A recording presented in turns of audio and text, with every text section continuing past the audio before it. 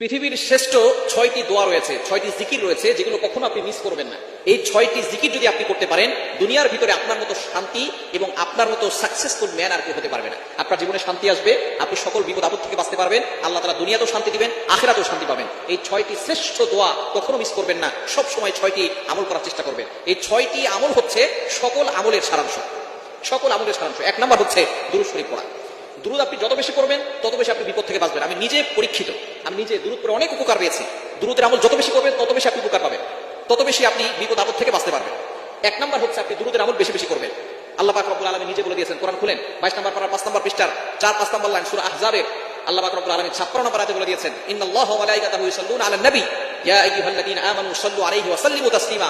তোমরা নবীর উপরে দুরূদ পাঠ করো। সুতরাং নবীর প্রতি দুরূদ পড়বেন 1 নাম্বার, আল্লাহ পাক রব্বুল আলামিন আপনাকে বিপদ আপদ থেকে হেফাজত করবেন।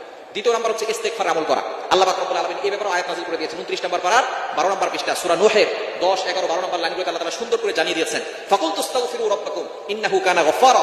যে ব্যক্তি ইস্তেগফার আমল করে আল্লাহ তাআলা তাকে ক্ষমা করে দেন। ইউরসিলিস সামাআ আলাইকুম মিদরারা। দুর্ভিক্ষ হচ্ছে, বৃষ্টি হচ্ছে না, ইস্তেগফার করেন আল্লাহ বৃষ্টি দিয়ে দিবেন। সন্তান হচ্ছে না, ইস্তেগফার করেন আল্লাহ সন্তান দিবেন। সম্পদ নাই, অভাবে আছেন, ইস্তেগফার আমল করেন, আল্লাহ তাআলা অভাব দূর করে দিয়ে সম্পদের ব্যবস্থা করবেন, জান্নাত দিবেন, জাহান্নাম থেকে মুক্তির ব্যবস্থা করবেন। শুধু তাই নয়, নবী সাল্লাল্লাহু আলাইহি ওয়াসাল্লাম আরো জানিয়ে দিয়েছেন, মান লাযিমাল ইস্তিগফার জাআলাল্লাহু লাহু মিন কুল্লি রিয়িকিন মাখরাজা। যে ব্যক্তি ইস্তেগফারের সাথে 18 মতো লেগে থাকবে, আল্লাহ পাক রব্বুল আলামিন তাকে সকল ধরনের দুর্ঘটনা, অ্যাক্সিডেন্ট থেকে হেফাজত করবেন, দুশ্চিন্তা দূর করবেন, টেনশন দূর করবেন, অভাব দূর করবেন। সুতরাং ইস্তেগফার আমল করবেন 2 নাম্বার। 3 নাম্বার হচ্ছে দোয়া ইউনুস করবেন, লা ইলাহা ইল্লা আনতা সুবহানাকা ইন্নী কুনতু মিনাজ জালিমিন। এটা আমরা সকলেই জানি, সূরা আম্বিয়ার আয়াত। ইউনুস আলাইহিস সালাম যখন কঠিন বিপদে পড়েছিলেন তখন তিনি এই দোয়াটা করেছিলেন, আল্লাহ পাক রব্বুল আলামিন তাকে বিপদ থেকে মুক্তির ব্যবস্থা করেছেন। 4 নাম্বার হচ্ছে লা হাওলা ওয়ালা কুওয়াতা ইল্লা বিল্লাহিল আলিয়্যিল আযীম। এটা হচ্ছে জান্নাতের ভান্ডার। জান্নাতের ভান্ডার হচ্ছে লা হাওলা ওয়ালা কুওয়াতা ইল্লা বিল্লাহিল আলিয়্যিল আযীম, জান্নাতের গুপ্ত ধন। এটা যদি 100 বার করে কেউ দোয়া করে, আল্লাহ তাআলা তার দোয়া কবুল করেন, বিপদ দূর করেন, অভাব দূর করেন, কষ্ট দূর করে দেন, দুশ্চিন্তা দূর করে দেন।